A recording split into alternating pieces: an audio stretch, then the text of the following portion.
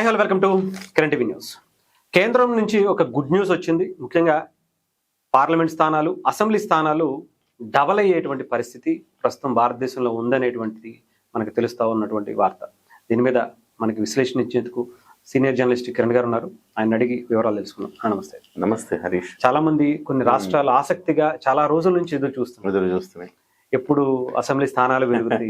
ఎందుకంటే ముఖ్యంగా మన తెలుగు రాష్ట్రాల వాళ్ళకి చాలా ఇంపార్టెంట్ అనమాట. విభజన జరిగిన తర్వాత స్థానాలు పెరగాలి. ముఖ్యంగా ఈ వార్త పిఠాపురంలో వర్మకి చెప్పండి, సంతోషపడతాడు. ముందు అక్కడ ఉన్నటువంటి పిఠాపురంకు పట్టిన దరిద్రం పోతుంది. ఎందుకంటే వర్మ ఆ పిఠాపురంలో తెస్టేసుకుని కూర్చున్నాడు. ఇవాళ నియోజకవర్గం వేరే చోట కాబట్టి కొంచెం సంయమనం పాటించి ఇలాంటి చిల్లర రాజకీయాలు చేయకుండా ఉంటే మంచిది. అది ఒకటి ఫస్ట్. తర్వాత కేంద్రం ఒక సంచలనమైన నిర్ణయం తీసుకుంది. ఆ సంచలనమైన నిర్ణయం ఏంటంటే ఇవాళ చాలా కీలకమైంది. ఇది సగం సీట్లు పెంచాలి. అంటే ఎట్లా 100 సీట్లు ఉన్నాయనుకోండి, ఇప్పుడు 200 కావు, సగం పెంచుతారు. అంటే 150 అవుతాయి. 100 ఉంటే 150 అవుతాయి. 500 ఉంటే 750 అవుతాయి. సో ఆ రకంగా చూస్తే మన దేశంలో పార్లమెంటు స్థానాలు 543 ఉంటే అవి 273 పార్లమెంటు స్థానాలు పెరిగి 816 పార్లమెంటు స్థానాలకి వెళ్ళబోతా ఉంది. అంటే జనాలు కూడా పెరుగుతారు. అంటే జనాభా పెరిగింది కదా మనకి. మనం ఈ ఎప్పటి నుంచో ఇలాగే ఉన్నాయి. ఇప్పుడు జనాభా 150 కోట్లు వెళ్ళింది. 120 కోట్లు 100 కోట్లు ఉన్నప్పటి నుంచి ఇదే ఉన్నాయి. కాబట్టి ప్రజా ప్రతినిధులు కూడా పెరగాల్సిన అవసరం ఉంది.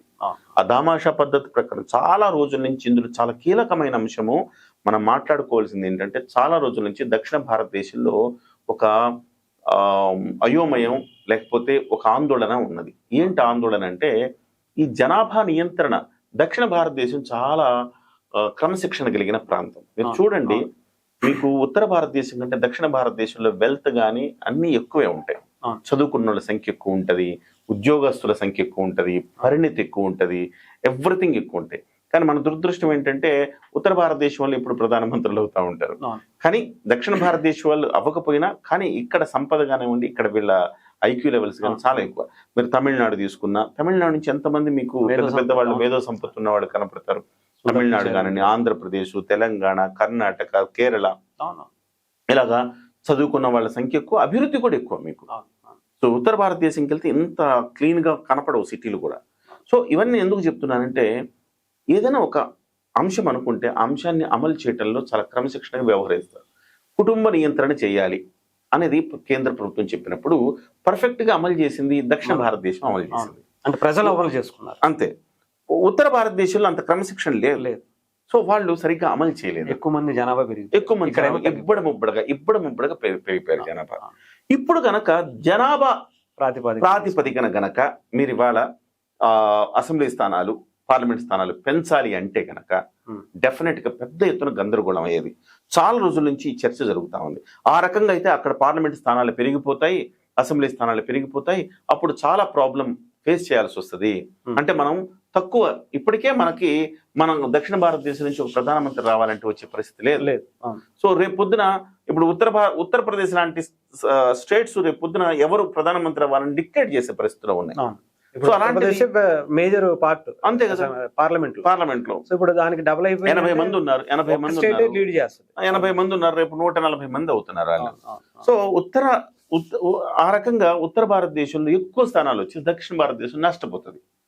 సో ఇది జరిగితే మన పరిస్థితి ఏంటి అని చాలా రోజుల నుంచి మేధావులు చాలా మంది బాధపడతా ఉన్నారు. చంద్రబాబు నాయుడు గారు కూడా ఆ ఉద్దేశంతోనే అన్నట్టు కూడా ఎవరు చంద్రబాబు నాయుడు గారు అదే ముగ్గురిని కానండి చంద్రబాబు నాయుడు గారు అన్నది ఈ కాంటెస్ట్ కాదు. ఆయన చెప్పింది ఏంటంటే జనాభా యువతరం తగ్గిపోతా ఉంది. యువశక్తి ఇప్పుడు ప్రపంచంలో యువశక్తి అత్యధికంగా ఉన్నది మనది భారతదేశంలో. చైనాలో లేదు. చైనా ఏమైపోయిందంటే, చైనా కుటుంబ నియంత్రణ పెట్టి ఒక్కళ్ళే అంటే ఒక్కళ్ళని కంటున్నారు, ఆ ఒక్కళ్ళని కూడా కంటం మానేశారు. అసలు పిల్లలే వద్దు, హ్యాపీగా ఎంజాయ్ చేద్దాం ఉన్న రోజులు అనేసి అనుకునే ఒక పరిస్థితి వచ్చేసింది అక్కడ. సో ఎక్కువ విడాకులు అయిపోతా ఉన్నాయి. సో ఈ రకమైన పరిస్థితి చైనా కూడా. అందుకే చైనా సగటు వయసు దాదాపు సబ్జెక్ట్ టు కరెక్షన్ 50 ఏళ్ల పైన ఉంటే, ఇండియా సగటు వయసు దాదాపు 25, 26, 27. అంటే యువశక్తి మన ఇండియాలో ఎక్కువ. ప్రపంచంలో ఏ దేశానికి లేని యువశక్తి. యువకులు ఈ దేశం సంపద యువతే. అవును, అవును. సో ఆ రకంగా మనం ఇవాళ శాసించే స్థితిలో ఉన్నాం. రాబోయే రోజుల్లో మన వయసు కూడా పెరిగిపోతుంది. మన భారతదేశం ఇప్పుడున్న యువత అంతా కూడా వాళ్ళు కూడా ఓల్డ్ అయ్యే కొద్ది. సో ఒకళ్ళని కంటుంటే ఇద్దరిని కంటుంటే ఎక్కడ అవుతుంది? అందుకే చంద్రబాబు నాయుడు గారు యువతని పెంచాలి. ఆయన విజనరీ ఆయన. అందుకే ఎవరు చెప్పండి ముందే చెప్తారు ఆయన. సో అందుకే ఆయన ఇవాళ మళ్ళీ ముగ్గురిని కనండి, నలుగురిని కనండి అని చెప్తా ఉన్నారు. సో ఆ సబ్జెక్ట్ వేరు. ఈ సబ్జెక్ట్ లోకి వచ్చేటప్పటికే ఇది ముఖ్యంగా మన జనాభా తక్కువ కాబట్టి మన డామినేషన్ తక్కువ అయిపోద్దేమో, మనము తక్కువగా చూడబడతామేమో అన్న ఆందోళన అదంతా కూడా పోయి ఇవాళ ఈ నిర్ణయంతో, కేంద్రం తీసుకున్న ఈ బెస్ట్ నిర్ణయంతో, సంచలన నిర్ణయంతో ఎవరికి ఎలాంటి ఇబ్బందులు లేకుండా ఇప్పుడు ఏదైతే ఉందో అదే 1.5 అవుతుంది. 100 ఉంటే 150 జనాభా ప్రాతిపదికన కాకుండా ఇలా సీట్ల ప్రాతిపదికన టక్మని పెంచేశారు. సో ఇది చాలా మంచి నిర్ణయం అని చెప్పేసి మనం చెప్పుకోవాలి. ఎవరి నుంచి ఎలాంటి వ్యతిరేకత వ్యక్తమయ్యే అవకాశం లేదు. పెద్ద చర్చకు తెరబడింది ఇక్కడ. అంతే.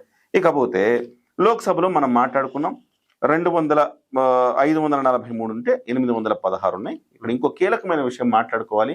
మహిళా రిజర్వేషన్ బిల్లును ఇవాళ ప్రవేశపెట్టబోతా ఉన్నారు. అది రిజర్వేషన్ బిల్లు వచ్చేస్తే కనుక మహిళా రిజర్వేషన్ ఆల్మోస్ట్ అది చివరి దశలో ఉంది.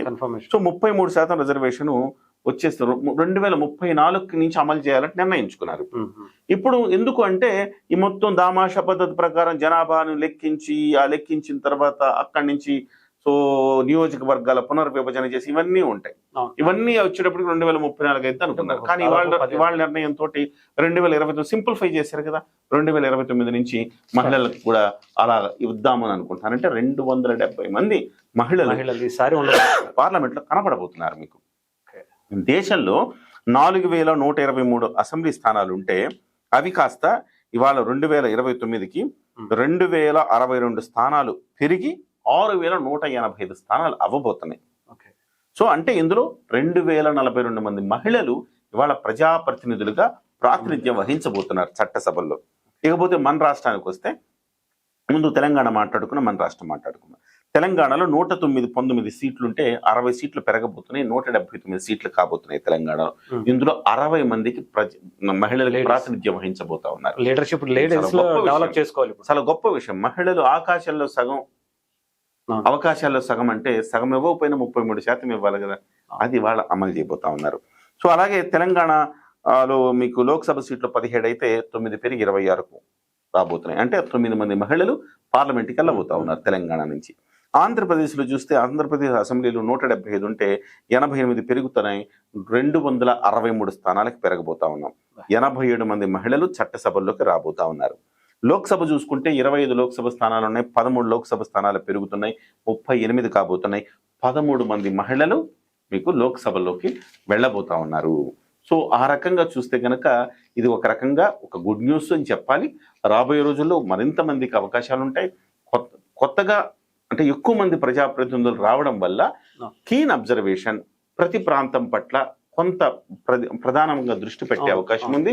సో అభివృద్ధి అవన్నీ కూడా పెరిగే అవకాశం కూడా చాలా స్పష్టంగా కనపడుతుంది. కాబట్టి కేంద్రం తీసుకున్నది చాలా మంచి నిర్ణయం అని చెప్పి మనం ప్రశంసించాలి. ఏదేమైనా చాలా మందికి ఇది ఒక గుడ్ న్యూస్ అని చెప్పలేదు. ముఖ్యంగా లేడీస్ లో కూడా లీడర్షిప్ పెంచుకోవాల్సినటువంటి పరిస్థితి ఇప్పుడు పార్టీలో చాలా మందికి ఉంటుంది. ఇప్పుడు చివరిగా పవన్ కళ్యాణ్ గారు కూడా దీన్ని దృష్టి పెట్టి సంస్థాగత నిర్మాణం చేయాలి. రేపు పొద్దున నా దగ్గర డబ్బులు పెట్టేవాళ్ళు లేరు, నేను 21 ఇచ్చారు కదా, ఇప్పుడు ఇంకొక 10 ఎక్కువ తీసుకుని 30 తీసుకుంటానంటే యాక్సెప్ట్ చేసే పరిస్థితులు లేరు. కాబట్టి పవన్ కళ్యాణ్ గారు ఈసారి ఖచ్చితంగా లీడర్షిప్ ఒక 60-70 స్థానాలు, ఒక 70 స్థానాలు పెరిగిన సీట్లన్నా సరే ఒక 70 స్థానాల్లో పోటీ చేయగలిగిన శక్తి సంపాదించాలి అంటే ఇప్పటి నుంచే దృష్టి పెట్టాలి. నాయకత్వాన్ని తయారు చేసుకోవాలి, కొత్త నాయకత్వాన్ని ఆహ్వానించాలి. సో ఈ రకంగా త్రిశూల వ్యూహం చేస్తారో మీరు ఇంకొక వ్యూహం చేస్తారో మాకు తెలియదు, కానీ మొత్తం మీద అయితే మీరు రాబోయే అవకాశాలను అందిపుచ్చుకోవడానికి క్యాడర్ని సిద్ధం చేయాలి. రైట్. థ్యాంక్ యూ అన్న. Thank you so much.